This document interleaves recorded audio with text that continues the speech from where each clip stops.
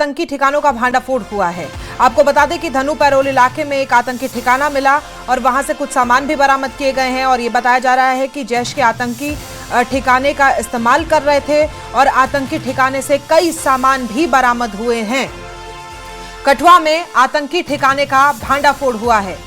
धनु पैरोल इलाके में एक आतंकी ठिकाना पाया गया है। बहुत से सामान भी दिखाई दे रहे थे कि उस ठिकाने पर थे और जैश के आतंकी बताया जा रहा है कि इस ठिकाने का इस्तेमाल कर रहे थे और ये वो ठिकाना है। तस्वीरें आपके सामने हैं, आप देख सकते हैं इन तस्वीरों में कितना सामान इस आतंकी ठिकाने से बरामद किया गया है। जैश के आतंकी इस ठिकाने का बहुत लंबे समय से इस्तेमाल कर रहे थे। तस्वीरों आप देख सकते हैं, खाने पीने के कुछ सामान के साथ साथ और भी बाकी चीजें बरामद की गई हैं। इस खबर पर ज्यादा जानकारी के साथ हमारे रिपोर्टर चरणजीत सिंह कठुआ से हमारे साथ मौजूद हैं। चरणजीत, तस्वीरें हम दिखा रहे हैं हमारे दर्शकों को, और क्या यहां से कोई आतंकी भी बरामद हुए हैं और ये पता चल पाया है? सामान जितना उसको देख के लगता है कि बहुत सारे आतंकी रह रहे थे। बिल्कुल, जाहिर तौर पर आपने तस्वीरों में देख रहे हैं कि कितना सामान जो है, और लग रहा है कि ये सामान काफी इस्तेमाल किया गया है। सिलेंडर आप देख रहे हैं, ये भी कहीं पुराना लग रहा है, तो ऐसा लग रहा है कि कई महीनों कई वर्षों से ये सामान जो है वो इस्तेमाल में लाया जा रहा था। और जिस तरह से लगातार जिला कठुआ के धनु पैरोल नजोत में भी आपने देखा कि वहां पर भी कुछ राउंड फायर हुए, वहां पर भी आमना सामना जो है वो आतंकियों के साथ हमारे सुरक्षा बलों का हुआ। और लगातार इन इलाकों में जिस तरह से लगातार यहाँ पर तलाशी अभियान जो है गहनता के साथ चलाया जा रहा था। तो जिला कठुआ की बात करूंगा तो परसों भी जिस तरह से जखोल में आपने देखा कि जखोल में भी कुछ संदिग्ध देखे गए हथियारबंद, जिसके बाद से लगातार इन इलाकों में भी ये समूचा इलाका बिलावर कठुआ जिला का और सीमावर्ती जो सरहद से जिस तरह से आपने देखा कि भारत पाक सीमा से सटा हुआ जो उज दरिया है, ये कहीं ना कहीं पारंपरिक रूट रहता है। तो यहाँ से जब भी घुसपैठ होती है तो ये सीधे पहाड़ों की ओर रुख करते हैं। हालांकि जो उछले सतर के पहाड़ हैं वहां पर कहीं ना कहीं बर्फ पड़ चुकी है।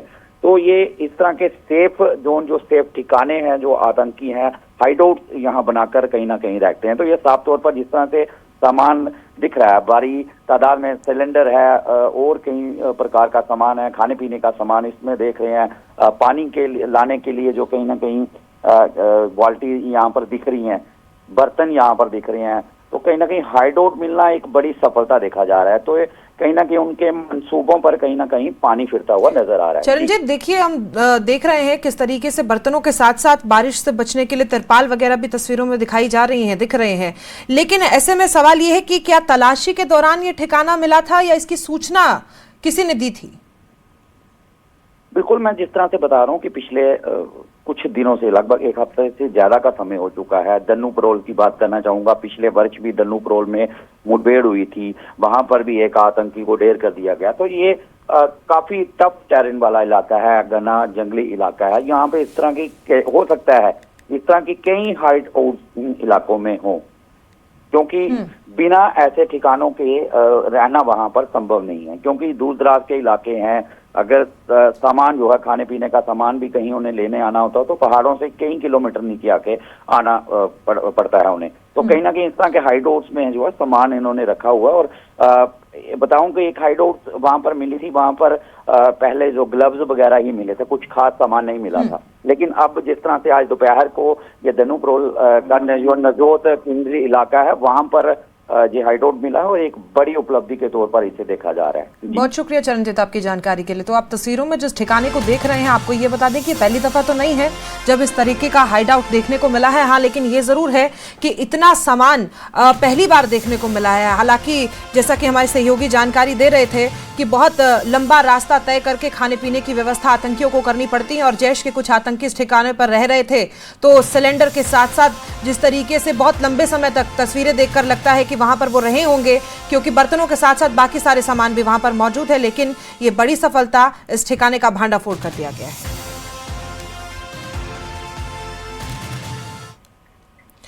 और अब रुख करते हैं 100 गांव 100 खबर का। राजबाग क्षेत्र में बढ़ती आतंकी गतिविधियों के बीच सुरक्षा एजेंसियों ने संदिग्ध परिस्थितियों में घूमते हुए 3 लोगों को पकड़ा है। इसमें से 2 कश्मीर के अनंतनाग के रहने वाले हैं और बताया जा रहा है कि एक मोहम्मद आरिफ राजबाग के डोरसी गांव के रहने वाले हैं। अपने रिश्तेदार शाहजिद हुसैन के घर वो अपने एक साथी की बशारत अहमद के साथ आया था। तीनों में से मोहम्मद आरिफ के मोबाइल फोन में कई ऐसे नंबर मिले हैं जो पाकिस्तान के हैं और आरिफ के फोन की कॉल हिस्ट्री में भी कई बार पाकिस्तान में से संपर्क किया गया। फिलहाल तीनों से पूछताछ की जा रही है। विशेष तौर पर मोहम्मद आरिफ से बता दें कि इस क्षेत्र में पिछले कई दिनों से आतंकियों की मौजूदगी के चलते सर्च ऑपरेशन लगातार चलाए जा रहे हैं। 2 दिन पहले भी सेना, पुलिस और सीआरपीएफ ने मिलकर 2 संदिग्धों की तलाश में गहन तलाशी अभियान चलाया था। इसी इलाके में पिछले साल आतंकियों के साथ मुठभेड़ भी हो चुकी है।